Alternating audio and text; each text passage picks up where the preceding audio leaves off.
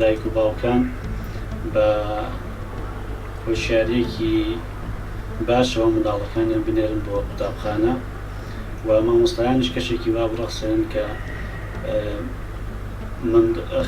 خوێنکار قوتابی هەست بە دڵڕاوکیە و ترس نەکە، بزانێکەوە شوێنێکە بۆی دەچێت قوتابخانە و خوێندنگایە جیاوازە لە سەربازگەیەک. من لە یەکی ئیبتیدایی لە مەدرسەی حکوومی بووم، بەڵام لە دوی ئیبتیداییەوە کە هەتا ئێستاکە گەیشتومەتە سێ متەوەستە چوومەتە ئەهلیەوە. فەرقی حکوومی و ئەهلیەکان زۆرن. بۆ نمونەیەکێ لەوانە ئەویش ئەوەیە پاکوتەمیسیان زۆر جیاوازی هەیە. ئەهلیەکان زۆر پاکوتەمیسترن لە حکوومیەکان، بەڵام حکوومیەکان زۆر پیسن. من داوای لە دایک و باوی دەکەن. مستەقبەلی ئەو منداڵانە زۆر گرنگە، لەبەر مستەقبەلی ئەو زارۆکانە متعلقە بمستەقبەلی ئەو وڵاتی، ئەو کوردستانی ڕزگار.